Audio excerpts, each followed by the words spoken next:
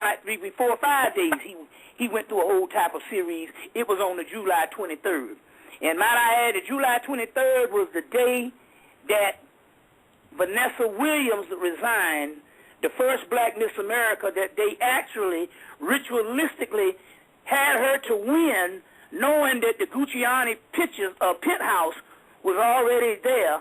So they put her up to tear her down. But the day that she resigned Miss America, I think it was resigned Miss America, was July the 23rd, the rising of Sirius. So in so many words, this probably had something to do with everybody goes through all type of quickening phases, and you just happen to go through one of those type of phases. Yeah. And it probably just means, you opening up. And this is just some of the feedback of that. Yes. And expect more of spiritual experiences. You see. Yeah, so. All right. Well, thank you so much for calling in. All right, thank you. Yeah. All right, peace. We're going to continue on going to the next caller. It looks like coming in from area code 216. You're live in the remix. Please tell us who you are and where you're calling from.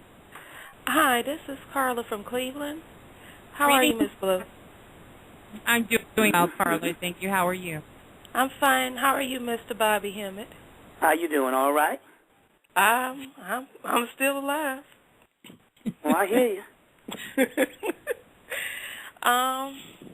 I wanted to know, is it true? I've seen it on the internet, but I didn't know if it was true or not. Can somebody actually travel through time? That's one. And number two, is it possible to actually physically go to another dimension? Are those two things true? No, most of it physically, some of these people is disappearing. Probably this is what's starting to happen. So if it wasn't before, it will probably be possible from now on. Is the way things are going. But mainly how you time travel, you get out of the Hollywood shit, is I time travel when I drank 3 gallons of water a day from Sunday to Wednesday in 2005, in 1995. And so I time traveled back to 1978. I went back in time to when my brother was graduating and was getting ready to go off to college. He's a year older than me, and it was a big event because he was the first of that generation to go off, because it was my mother's generation to go off to school, so they made a big deal out of it.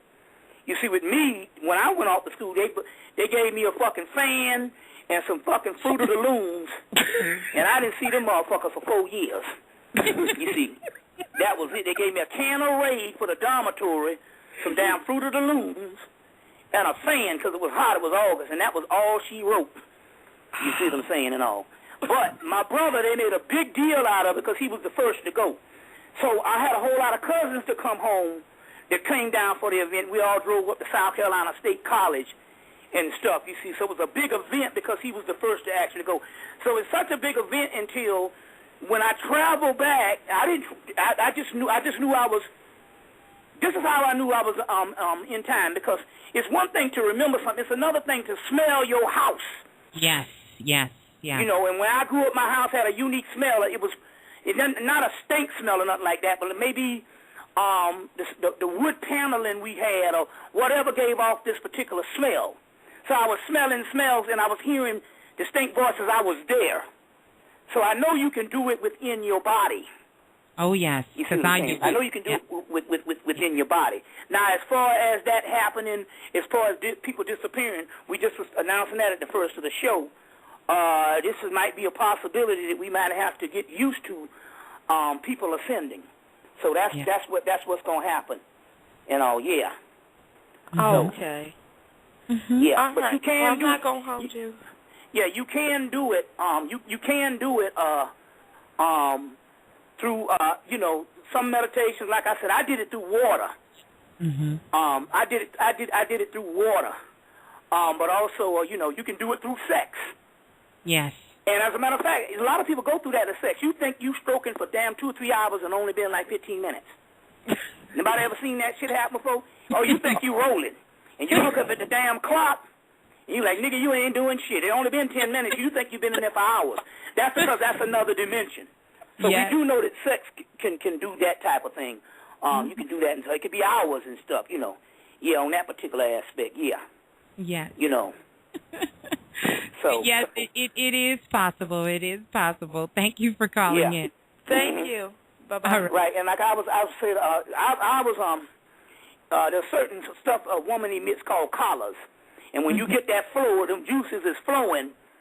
If you get enough of that in you around your penis, and then you don't ejaculate. See, men, they get all this goodness.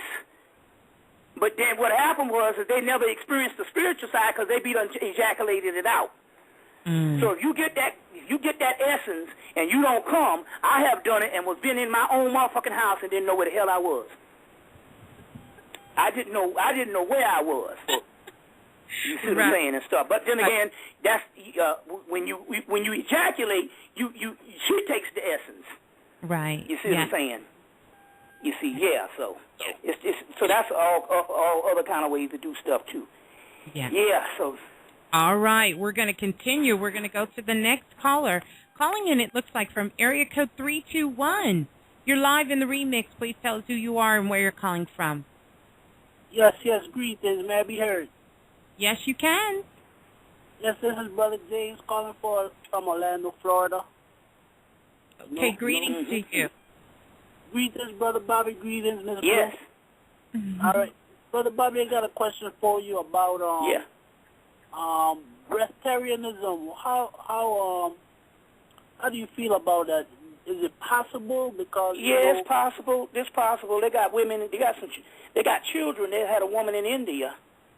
Her child was raised she's a breatharian. Her child was raised one and didn't even have a central nervous system. Was born without a central nervous system. Yes, yes, you can do that. You know, and stuff like that.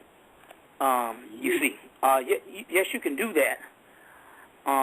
You know, it's just another one of our disciplines we had. You know, and you know, on that particular, you know. Now, would I do it? Not in God's hell. Right. You see what I'm saying?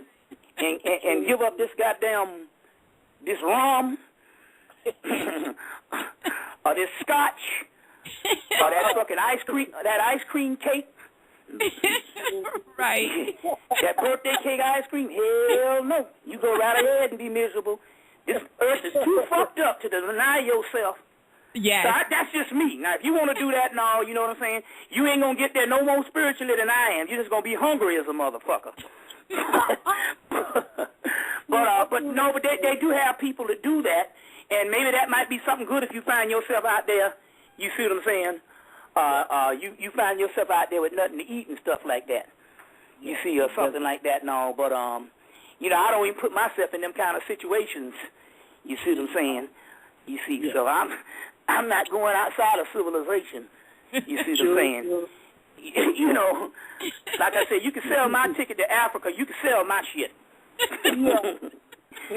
You can sell my shit. I've had several incarnations on the continent.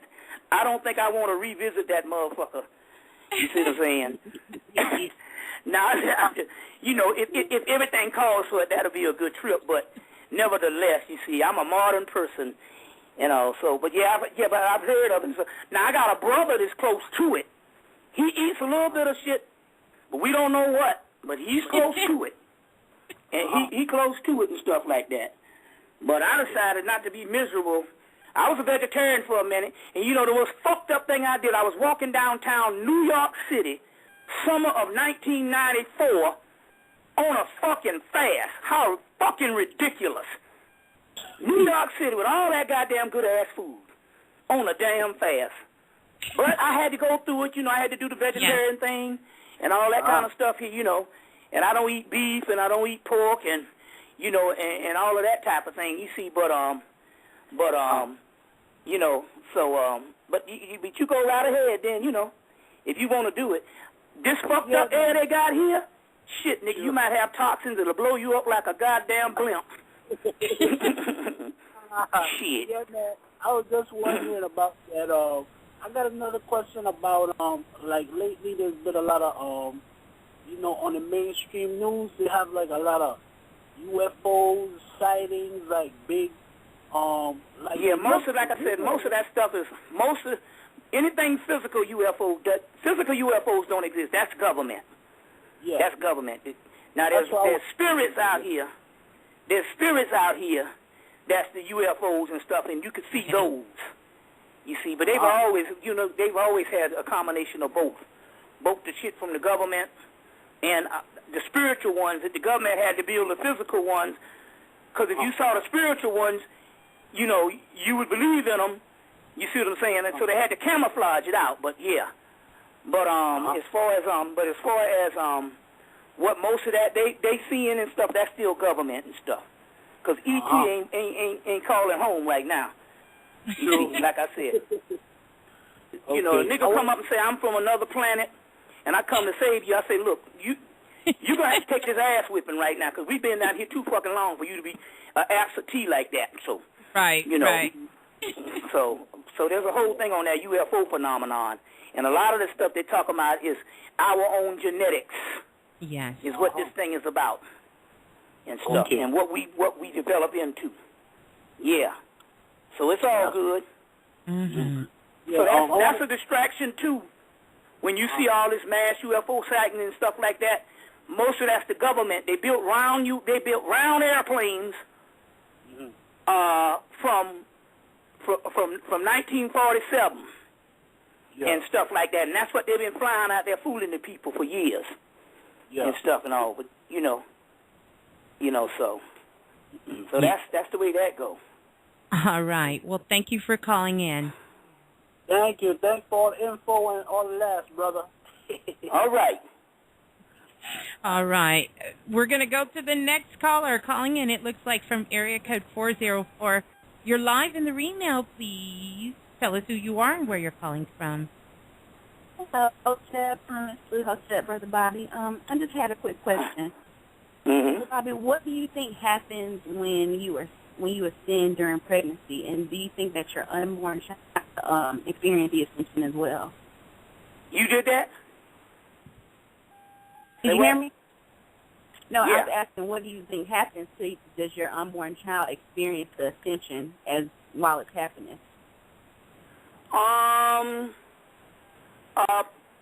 As far as your DNA or what have you and stuff, it's probably you know, it just go along for the ride. I mean, you never know what a baby can see in the womb or experience in the womb. You see what I'm saying and all, you know. Yeah. Okay. On that particular level. So I can't imagine, you know, you don't put nothing past any experiences that they have and even might grow up and say, well, you know, I had this experience. Right. Because you know that a lot of times they pick the parents. Yeah. And they even pick the name for the parents to give them and stuff like that. Ooh, right. That's see, right. And stuff like that, yeah. There's a book that you may want to get. It's called Nurturing the Unborn Child, and I did a talk on it, too. I heard it. I remember that. I recall that. Yes. And a lot of experiences where this mother would watch MASH every single night before she went to bed and she was pregnant. Once the child was born, what happened is any time that song came on, the child would stop whatever they were doing and focus on that sound. And they also did experiments where the baby understood the mother's voice. So they would take different mothers' recording and let the baby hear the mother's voice. So they can understand. They can even understand. Yeah, they also, down south they used to have a thing called marking the child, which means if they had, let me give you an example. One white boy we used to play with, he had monster hands. And he would always show us his monster hand. It was all wrinkled all up, and we wasn't no more than 12 or 13 when he was showing us this stuff. He lived up the street. And he said when his mama was pregnant, they went to a monster movie, and they showed these hands on the screen. And she jolted, you know, with fright. And when the baby was born, it had monster hands. So they talk about that marking the child. Another incident is I don't know if it was a family member. It was a woman up the street. My mama and them told me about it. That this guy had came